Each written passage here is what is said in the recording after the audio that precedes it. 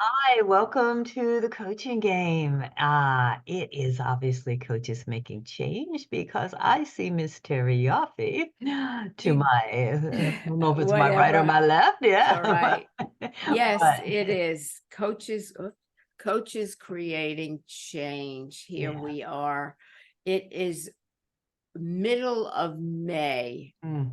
Oh my gosh. Where has this year gone so far? And they say the older you get, the faster it goes. I I just don't know. know if we're too busy. I think maybe slow it down, but no, I was on vacation last week and it was like, zip. Oh, It's like, but then it was like, oh, it's Saturday already. Okay. Pack the car and let's get out of here. But yeah, so here we are. Yeah, almost mid year, but that is true. yeah, it's kind of scary. But so anyway, what we decided today, since we are constantly in this process at all times, is to maybe talk about how to make decisions because Or every not. or not, yeah, that's dead. Not making one is a decision, or punting is a decision, I guess, right? So that we said, well, you know what? People always have decisions that they're considering, especially in the summer. And summer is like, oh, let's just have fun. But in the back of your head, it's like, you know what? The the the the, the fall is upon us, and then the year will be over. So what are we doing with our lives here? So that's what we thought we would start the conversation with today. So, Terry, do you have any little tricks that help you make decisions? Or I can start if you like, whatever. Um,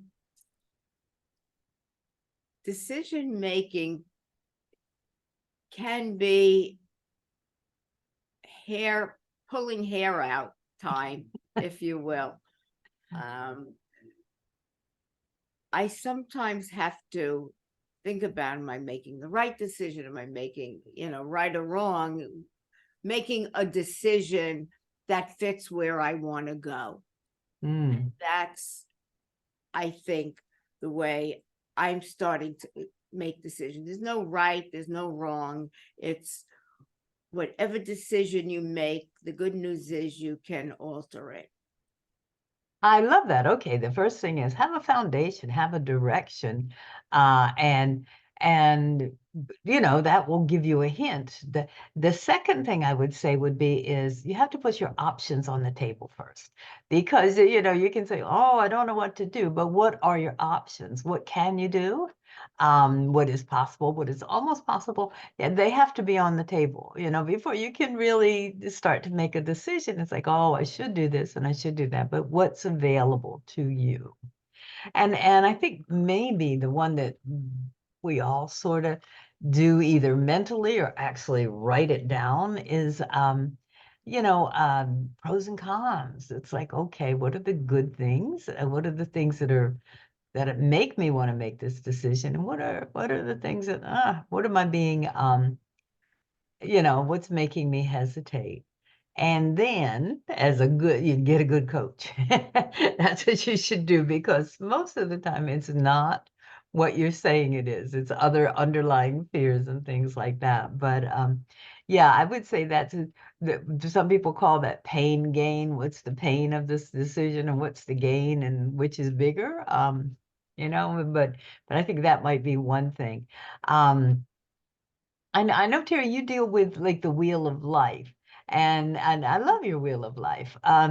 And that sometimes that is so. Explain what that is, and sometimes that helps you decide which area you want to tackle first. But tell them what that is, because you have a great wheel of life, I think. Um, so I haven't used it in a really long time, Hmm. Hmm. but the wheel of life is a circle with pies, kind of slices of a pie. Hmm. And you look at every aspect of your life: health, relationships, job, uh, whatever it is. And then you look at what's really important on this wheel. Mm. If you go around, well, career, maybe that's 50% important. yet you're not addressing it, or health, and Mhm. you're not addressing it. So for me, when I think about decisions, it's you're making a choice, right? Mhm. And you're making a choice based on something. Do I want to go to the movies? Which movie do I want to see? I'm thinking of changing career paths. Mhm. I'm thinking of whatever. So you have to look at, what are you weighing, Mhm. to make a choice or a decision. And then you would address that. Okay, a career change, that's overwhelming. So maybe I won't make a choice about that or a decision. But you have to look at the end game. What's the goal? Yeah. How important is it? And if it's very important, then the choice will be to go for it. If it's, nah, I have other things, and that'll go somewhere at the back of the line, then you don't have to make a choice about it. I think the first thing is to really take a look at, what's the end game, what's the goal. And with that, think about the choice you want to make.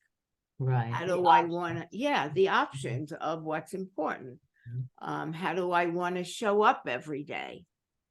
If that's a choice for you, then you figure out, how do I want to show up in the world? What's the message I want to get across?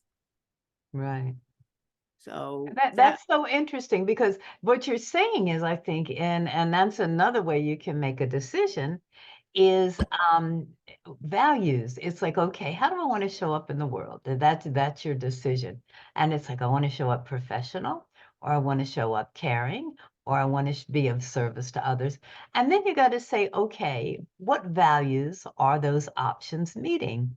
And you might even want to put them on a scale, it's like from 1 to 10, how important is this value to you? And then whichever one comes up on top, it's like, okay, um, maybe right now my goal is to be professional, but it's still important. I want to be of service and I want to be caring and just, but it's sometimes weighing the values. If after you have the options, now, like you said, it's important to have a goal. You gotta, it's like, how do I want to show up in this job? How do I want to show up in the span of my career? And then narrow that down and sort of go, okay, these are the values that are important to me. How do I want to meet them in this goal of showing up in my career? And that's why I don't use the wheel of life, but I love your wheel of life because I know you shared that with me. I don't, because it's like, oh, I don't. right, I will tell you a funny story. I had a client once, and it was the whole thing, and it was spiritual and family and career and health. And it was like, well, which do you want to work on first? It's like the family thing is really low. It's like, you have a 2 out of 10. And I go, so I assume that's where you want to start working. She goes, oh, no, no. She says, I don't like my family. I want them at 2. And I went, you know what? Good for her. I assumed that this one, and it was like, there you go. So don't assume, ask. It was like, she goes, no, I'm happy with them. Let them stay at 2. I want to work on my health. It's like, okay, gotcha. Good lesson that I never forgot. But so you have to remember, it's not your wheel, it's their wheel. But right, yeah, so that's a good way of at least narrowing down the category. Because I mean, some of your clients are going to go, oh, I'm so dissatisfied. I don't know what's wrong. And that's a good right, way to sort of go, okay, where are you? Where are you satisfied and where aren't you? And then where do you want to work, on that? So exactly. that's why I Yeah. brought that up. I know you went wheel of life, but no, I think the wheel of life is a good way to do it. It So is. Yeah, I think, so we're coming to the middle of the year. mm, Where are you yeah. at this juncture? So, we go back to January and we think about our resolutions. which nobody really follows, No. but we all gear up for that and think it's great. And think about, what did I want to accomplish this year? What were my intentions of what I wanted to do? And now, as we come a month, half a month shy of June, where are we from where we were in January? Are we tackling what we wanted to accomplish, or haven't we? What's gotten in the way? I think June is a great stopgap Mm-hmm. to take another look at our year and look at, where did we want to be by June or this year? And then really evaluate or reevaluate, is this really true? Is this what I really wanted? Or was I kidding myself? And sometimes what happens with clients, and I'm sure with you, is people say they want to go to Europe, metaphorically, yet you see them heading to California. And you say, wait a second, this is the direction you wanted to go. However, you're going in the opposite direction. What do you really, really want? Mm-hmm. So it might be time to look at where you are, examine it, and then think about, what choices or decisions do you want to make in the next half of the year? I think it's a perfect time to evaluate and say, hey, it's mid-year. Unfortunately, I think most people get to September and go, oh, the kids are in school, classes have started. Now, where am I and how did I get here? Whereas if you do it now, you have 6 months to autocorrect or add on to what you're doing. And it's also the resolutions. It's like we all do it and we all don't. We all make them and then we all don't do them. That's just a given. That's been proven. But it might be also a time to revise. It's like, what made you, even though you wanted to go to Europe, how are you ending up in California? And is that okay with you? It's like, is there something in California that's more appealing than Europe, or is it financial? And how can you avoid not meeting your goal next time? So there's just so many elements to it. But if you don't look at it and you just kind of blithely go along and go, okay, I'm in California and it's a vacation, so we'll call it a good time, then you're not going to really be prepared for next time. Another way before you make that decision would be go to the future. It's like, okay, if I book that plane to California, how are you going to feel in 3 weeks when you're on the plane and it's like, I really wanted to be in Europe? Or how are you going to feel, in 2 months? It's like, well, no, vacation's over. I didn't get to Europe. Or will it be, wow, you know what? How are you going to feel in the future? What will you tell yourself next January? Will you rebook it? It's just, and is it worth it? Maybe it's worth the extra money to get on that plane and go to Europe because it was such a burning desire in January. So you have to kind of go to the future. It's like, how are you going to feel once you make this decision? And I don't know if you, well, we can talk about that too. If you don't have an option, maybe you had plans, you had money for your European vacation and your crown fell off, and there goes a couple of thousand right Uh, there. So it's like, I don't know. Maybe Europe's not on the thing. So how do you make the second choice, be satisfying to you? So there's decision making is not easy, and I think that's why we put it off a lot. that is true. However, I think if one reframes it Yeah. and uses choices, decision, oh boy, uh, big, big word, instead of, okay, what choices, what do I want to accomplish this year? Mm. Looking at it, what's important for me? What did I really want to do this year? Did I want to learn how to really own my own voice? Mhm. Just use that. Or did I want to work on my inner critic? Or did I want to look for another job or another career path? I'm just throwing those out. They're big choices, Right. but it could be as little as, again, do I want to take a vacation? So, whatever the options are, it's really analyzing them and not fooling yourself. Yes, yes. You And know, I love the reframing idea because it's like it's sort of along what you're saying. It's okay, I wanted to go to Europe and I can't. I'm going to California. What did you want to get out of your trip to Europe? Oh, I wanted to see new sights. I wanted to meet different people. I wanted to learn a new language. How can I adapt that to California? There's certainly sites in I haven't seen in California. There's a lot of people I haven't met. And you take language if you want, or you can learn the difference in what is it, dialogues from different sections of California, different meanings and stuff. So how can you, if you're going to reframe it, it's like go back to the basics, like you said, go back to the core. What did I really want to do here? And how can I get it from my plan B, instead of plan A?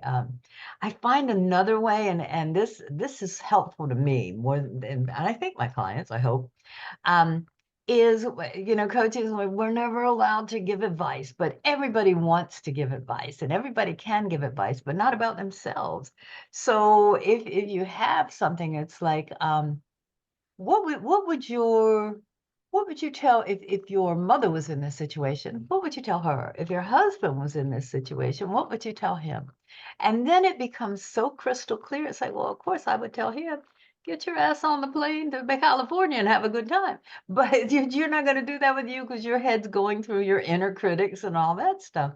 So I find that's really helpful too. If you can put yourself out of it and just, okay, what would I tell Terry about going to California? She'd love to go to California. I'm sure because she has relatives there, but um, so that's another thing that you can do. I think it all comes back to the basics. So it's like, what did you want? What do you want to accomplish? And how are you going to get that? And what do you, oh yeah, your blog, dancing in on shifting sand. You have to be flexible. You have to be flexible. Yeah, yeah. So you're right. yeah. And I think the key is what we all do is we fool ourselves. Mm. We Rationalization. Yes, yes, yes. Yeah. where we we come up with these, oh well, oh well, I wanted to raise my voice an octave or two. I Mm. wanted to be able to really speak up and speak out.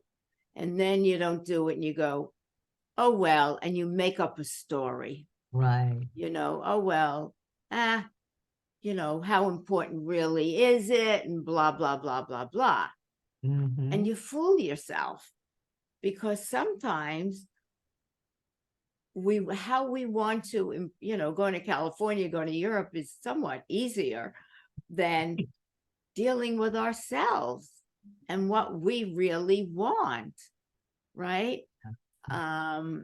It's like if somebody really we'll use the metaphor of Europe, somebody really wanted to go to Europe, but oh well, who wants to travel to a European place right now? Who The door wants to might do fall off this? the plane. Right, Yeah. exactly. So I'll take the easy path and Mm. go to California. I can fly, I can drive, I can walk, easier.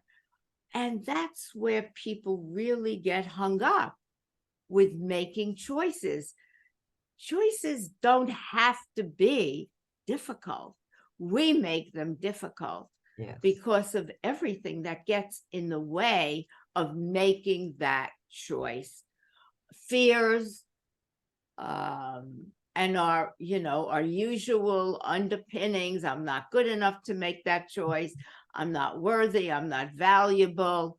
Whatever the choice is, there's always a reason we can give for not doing it. That's So interesting. Yeah, because we use that to do nothing, which is a choice. I mean, with that, it is. just doing nothing is a choice. We use that to make no choice. And we also use that to rationalize when we haven't done something, to justify that, okay, I wanted to say something, but there was no time, or the conversation shifted. So I'll speak up at the next meeting, but not this meeting. And nobody probably wanted to hear that, and they seem to have worked it out anyway. Right, But exactly. what you have to go back, and I think you can tell by that little gnawing feeling that's like, I'm not, just something's not right. I missed an opportunity. And don't shy away from that feeling. Learn from that feeling. It's like, yes, you did miss an opportunity. So, what was the opportunity? How will you fix it next time? Where are the other opportunities? And so all those little gnawing feelings that sort of keep you stuck, learn from that are marvelous lessons. Just learn from them, and don't, yes, we rationalize, and when we're hurt or when we've been ignored or embarrassed, you need to rationalize so you don't sit around and mope and for days on end. But yeah, say, okay, this is a lesson. What can I learn from this? That always makes untenable situations tolerable. So, what can I learn from this? Right. And a choice or a decision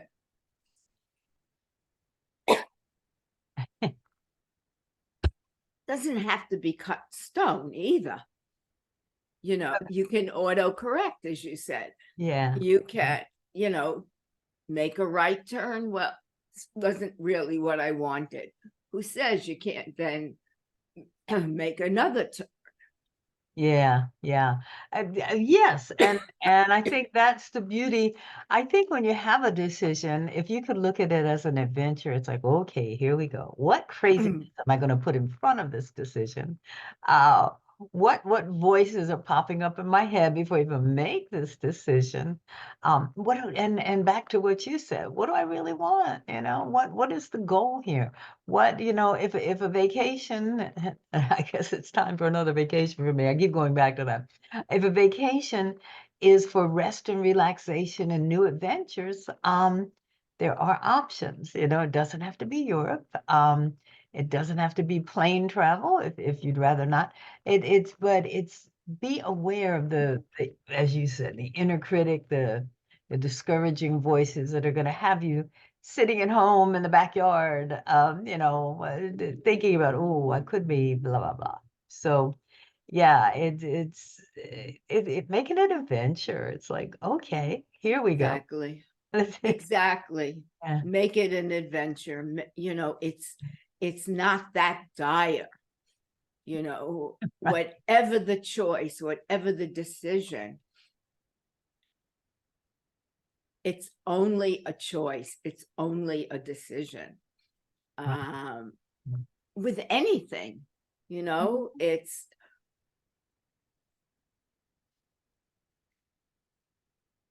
of course, there are obviously some situations where it is of critical to Right. make a choice that works, but just go with it. I mean, you'll learn something Mhm. along the way. And again, if you want to pivot, it's about adaptability today. It's about flexibility. You don't have to go down one path because your parents told you to do that, or society told you to do that, or whatever your inner critic told you to do that. Mm. You can change course, and that's the key. That don't make it such a heavy thing. Right. You can turn around and go back. You can research and do as much as you can on like, okay, what are the benefits? How much is this going to cost and where am I going to end up? And you can research that, but you can also and there are some very, very important decisions. But in that case, I think even before you get started, take a look at the decisions you've made in the past, and even the ones where it's like, oh, I should have never done that. You're here. You're here. You made it. You self-corrected, like Terry said. You reversed paths. You took another road. You said, you know what? So it's a decision, yeah. And and the worst is when they go, okay, you have 2 days, and I hate that, like the sales pressure. It's like, Mm-hmm. oh, this sale ends in 2 days, Right. buy it or not. I've kind of learned to just slough that off and go, all right, I'll get over it. But so there are things that you can do to ease the decision. There are things that you can do to make sure that it's not life or death. It can just research as much as you can. And then ask yourself, it's like, okay, what do I want out of this? And how am I going to get it? You've Right. done it before and you survived. So how are you going to get it? We have less than a minute Oh left. Any goodness. final words of advice? Just go for it. You know, again, think about your end game. Mhm. What do you really want to get? And then I think it becomes easier. Once you Yeah. have the outcome of where you're going, what's the choice, the decision about, and then you'll either know it's going to take me where I want to go or it won't. And if it, Right. midstream, if you make another turn, you make another turn. But life isn't smooth. Life is all about twists and turns. So, And always my advice is just have fun, make it an adventure. It's right. like, all right, well, we have a decision and we've got to go. So have a Thank good you, one, Miss Laurie. Yoffe, and I'll You see you too. You will. I'll see you mid-year. Okay. Bye-bye. Bye.